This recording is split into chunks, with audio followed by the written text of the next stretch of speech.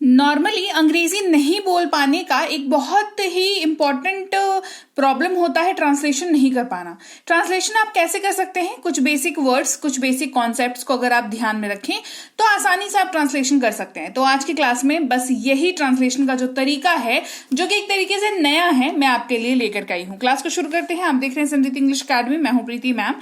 Subscribe करके bell notification on कर देना। हमारी ऐप और हमारी पेड क्लासेस से संबंधित किसी भी जानकारी के लिए इस नंबर पर व्हाट्सएप मैसेज कर लेना। तो चलिए क्लास को शुरू कर, आपको पता चल जाए। क्लास को चलिए शुरू करते हैं। सबसे पहले ये वाला चार्ट आप देख लीजिए। इस पूरे चार्ट को आज की क्लास में हम लोग डिस्कस करेंगे, ठीक है। ये पूरा का पूरा चार्ट एक एक करके क्या चीज है, क्यों इतनी सारी चीजें लिखी हुई हैं, यहाँ पर क्या चल रहा है, वाक्य की शुरुआत, मालिकाना हक, ये वगैरह वगैरह, ये पूरा चार्ट जो है क्लास में आज हम लोग डिस्कस करेंगे, ईच एंड एवरीथिंग। और यही वो शब्द हैं जो आपके अंडरस्टैंडिंग को बढ़ाते हैं। क्लास को शुरू करेंगे।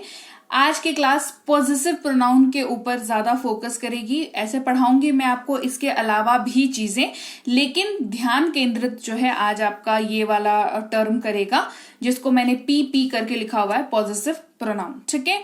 और ये एक जस्ट छोटा सा समझ लीजिए कि वाक्य में ओनरशिप को दिखाता है, यानी कि मालिकाना हक के बारे में बात करते हैं ये शब्द। जी हाँ, ये लिस्ट होता है शब्दों का जो वाक्य में यूज होते हैं, और पर्पस क्या होता है यूज होने का? मालिकाना हक दिखाना। तो वाक्य की शुरुआत, जब भी आप हिंदी का कोई वाक्य बोल रहे हैं तो आप अगर मैं का इस्तेमाल कर रहे हैं या मैंने का इस्तेमाल कर रहे हैं तो उसकी अंग्रेजी जो है वो आई होती है, ठीक है। अब ट्रांसलेट जब करने की बारी होती है, समझो अब समस्या कहां पर आती है। देखो, समस्या नहीं पता होगा ना तो सोल्यूशन के ऊपर काम नहीं कर पाएंगे। तो समस्या आखिर आती कहां पर है? मैं और मैंने का मतलब जो है वो आई होता है, ये अपने को पता चल गया। लेकिन जब हम वाक्य को ट्रांसलेट करेंगे तो वर्ड को लिखेंगे कहां? मतलब आई पहले लिखेंगे कि आई सबसे लास्ट में लिखेंगे, ये हमें नहीं पता चल पाता है ना। तो मैं बता दूं, मैंने अगर हिंदी के वाक्य में यूज कर रहे हैं, उसकी अंग्रेजी आई होती है और ये वाक्य की शुरुआत में आएगा, वाक्य की शुरुआत में, ठीक है। अब देख लो, अगर वाक्य में मेरा या मेरी यूज कर रहे हो, ठीक है, जैसे मेरा मोबाइल है, मेरी कार है, ऐसे अगर बोल रहे हो तो अंग्रेजी में माई नहीं तो माइन का यूज होगा। अब कहाँ क्या होगा वो भी मैं बताऊंगी क्लास में, ठीक है। तो क्लास को पूरा देखना, पूरी अंडरस्टैंडिंग के लिए, ठीक है। तो माई और माइन का यूज करेंगे कब? जब हिंदी में मेरा मेरी का यूज कर रहे हैं। और इसका प्लेसमेंट क्या होगा? ये वाक्य में कहां पर आएगा? ये मालिकाना हक दिखाता है और ये वाक्य की आखिर में दिखेगा आपको मोस्ट ऑफ द टाइम्स। माई जो है वो आपको सेकंड लास्ट, थर्ड लास्ट में दिख जाएगा, लेकिन माइन जो है वो वाक्य के अंत में ही दिखेगा। उदाहरण देखिए, यह मेरी किताब है। मैंने क्या कहा? यह मेरी किताब है। कहेंगे दिस इज माई बुक। तो मेरी आपको दिख गया वाक्य में। मैंने क्या कहा? मेरा मेरी के जगह पर माई अगर यूज हो रहा है तो वो सेकंड लास्ट नहीं तो थर्ड लास्ट में यूज होगा। तो लास्ट वर्ड यहां पर बुक है और उसके जस्ट पहले माई है, तो ये सेकंड लास्ट हो गया, है ना। तो यह मेरी किताब है, दिस इज माई बुक। मैंने रमेश से कहा मेरा बैग मत छुओ। मैंने रमेश से कहा मेरा बैग मत छुओ। देखो, तो क्या है? मैंने वाक्य में क्या यूज हो रहा है? मैंने की अंग्रेजी क्या बताया? आई बताया। तो वाक्य की शुरुआत में लगाने को बताया, तो आई लग गया वाक्य की शुरुआत में। फिर देखो यहां पर ना दोनों को यूज किया है, शुरुआत वाले को भी और एंड वाले को भी, कि मेरा बैग मत छुओ। क्या कहा? मेरा बैग मत छुओ। हमने कहा I told Ramesh that don't touch my bag. Last word bag है, सेकंड लास्ट वर्ड माई है, दिख गया। तो माई अगर यूज हो रहा है तो सेकंड लास्ट, थर्ड लास्ट में तक जा सकता है, उसके पहले नहीं आएगा, ठीक है। और अगर आई का यूज कर रहे हैं तो वो वाक्य की शुरुआत में आएगा। अब माइन की बात करते हैं, चलिए, कि ये किताब मेरी है, तो कहेंगे this book is mine. Strictly mine जो है वाक्य के एंड में ही आएगा, राइट। यहां तक बात क्लियर? एक एक चीज को समझना जरूरी है। वो जो लिस्ट बताई ना शुरुआत में, जो लिस्ट दिखाई, वो पूरी लिस्ट कवर करेंगे आज की क्लास में। तो इत्मीनान से, ध्यान से क्लास को करना। रूल क्या होता है वो समझ लो। आई के मतलब आई अगर किसी वाक्य में आप यूज कर रहे हो शुरुआत में, और उसमें आप और भी आगे बात कर रहे हो अपने से संबंधित, तो या तो आप माई का यूज करोगे या तो माइन का यूज करोगे, ठीक है। और किसी वाक्य में किसी चीज को मेरा या मेरी सूचित करने के लिए यानी कि बताने के लिए हमेशा माई या माइन का प्रयोग होता है। अभी इसके पहले जो मैंने आपको दिखाया वो मैंने दिखाया कि हिंदी में अगर ये शब्द है तो अंग्रेजी में क्या मतलब होगा, फिर एग्जाम्पल्स दिखाया और उसको जो है ना बिल्कुल कट शॉर्ट करके बिल्कुल छोटा बना करके मैंने आपको यहाँ पर रूल के तौर पर दिखा दिया, जिसको आप जो है याद रखोगे तो आपका काम बन जाएगा, ठीक है। आगे बढ़ेंगे। वाक्य में बात करेंगे अगर तुम या आप करके तो यू का यूज करेंगे और ये वाक्य के शुरुआत में आएगा। वहीं पर वाक्य में तुम्हारा, तुम्हारी, आपका, आपकी का यूज करेंगे तो योर या योर्स का यूज करेंगे और ये वाक्य के अंत में आएगा। ये आपकी किताब है, ये तुम्हारी किताब है, दिस इज योर बुक। आप अपनी कलम का उपयोग कर सकते हैं, you can use your pen, ठीक है। ये बैग तुम्हारा है या ये बैग आपका है, दिस बैग इज योर्स। तो यहां पर क्या लॉजिक लगा? लॉजिक ये लगा कि यू का इस्तेमाल वाक्य के शुरुआत में, योर जिसमें एस नहीं लगा हुआ है वो वाक्य में लास्ट वाले वर्ड के जस्ट पहले यानी कि सेकंड लास्ट में, और योर्स अगर लगा हुआ है, एस से लगा हुआ है तो वाक्य के स्ट्रिक्टली वाक्य के एंड में ही आएगा। रूल देख लीजिए, यू के सापेक्ष में हमेशा यू, योर या योर्स का यूज होता है। किसी वाक्य में किसी चीज को आपका या तुम्हारा दिखाने के लिए हम योर या योर्स का यूज करते हैं। क्लियर? नेक्स्ट, हम या हम लोग वाक्य में यूज कर रहे हैं तो वी का यूज करेंगे और ये वाक्य की शुरुआत में आएगा। वहीं पर हमारा या हमारी किसी चीज को बताने के लिए हम आवर या आवर्स का यूज करेंगे जो वाक्य के एंड की तरफ आएगा। आवर जो है वो लास्ट वाले वर्ड से जस्ट पहले या एक पहले और आ जाएगा। आवर्स जो है वो स्ट्रिक्टली वाक्य के एंड में ही आएगा।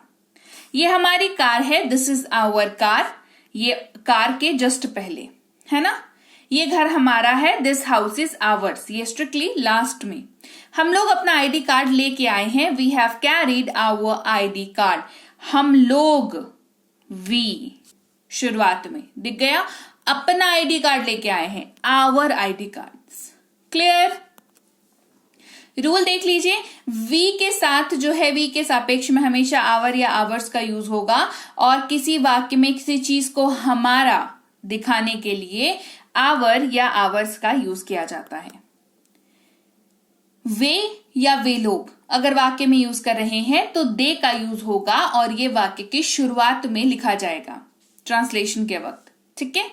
वहीं पर किसी चीज के मतलब कोई चीज किसी की है ये बताने के लिए अगर यूज कर रहे हैं कोई हिंदी में आप शब्द उनका, उनकी, उनके, तो अंग्रेजी में देयर नहीं तो देयर्स का यूज करेंगे और देयर्स जो है वो स्ट्रिक्टली वाक्य के एंड में आएगा। ये उनका बैग है, this is their bag, right. वे अपनी पहली कार लेने जा रहे हैं, they are going to take their first car. ये कार उनकी है, दिस कार इज देयर्स, ये कार उनकी है, दिस कार इज देयर्स, ठीक है। रूल क्या है कि दे के साथ हमेशा देयर नहीं तो देयर्स का प्रयोग होगा उसके मतलब उसके सापेक्ष में। ये किसी वाक्य में किसी चीज को उनका, उनकी, उनके यानी कि किसी की बिलोंगिंग को दिखाने के लिए अगर यूज कर रहे हैं तो देयर नहीं तो देयर्स का यूज करेंगे। क्लियर हो गई बात? आगे बढ़ेंगे, बात करेंगे कि अगर आप किसी वाक्य में वह या उसने का यूज कर रहे हैं और ये इस्तेमाल आप किसी पुरुष यानी कि मेल के लिए कर रहे हैं तो इंग्लिश ट्रांसलेशन के वक्त आपको ही शब्द का यूज करना पड़ेगा। वहीं पर उसके किसी चीज से संबंधित अब बात कर रहे हैं, कोई चीज जैसे उसका है या उसकी है कर रहे हैं अगर इस्तेमाल, हिज का इस्तेमाल करेंगे। ये उसका मोबाइल है, दिस इज हिज मोबाइल। उसकी कलम मिल गई, ही गॉट हिज पेन। वह उसकी किताब है, दैट इज हिज बुक। ही के साथ हमेशा आपको हिज का प्रयोग करना है और किसी भी वाक्य में अगर वो पुरुष के लिए यूज हो रहा है वो वाक्य तो उसमें उसका, उसकी, उसके को सूचित करने के लिए यानी कि उसको दिखाने के लिए हिज शब्द का इस्तेमाल किया जाता है। स्ट्रिक्टली ही और हिज मेल के लिए यानी कि पुरुष के लिए ही इस्तेमाल किया जाता है। यह वहीं पर अगर आप ये सेम चीज किसी महिला के लिए करें, जैसे कहना चाहें वह या उसने, और ये आप कह रहे हैं किसी फीमेल के लिए, महिला के लिए, तो शी शब्द का इस्तेमाल होगा। वहीं पर उसका या उसकी बताने के लिए हर नहीं तो हर्स का यूज करेंगे। हर्स जो है वो वाक्य के एंड में आएगा स्ट्रिक्टली। ये उसका बैग है, दिस इज हर बैग। वो अपने काम के लिए यहां है, she is here for her work. ये कार उसकी है, दिस कार इज हर्स।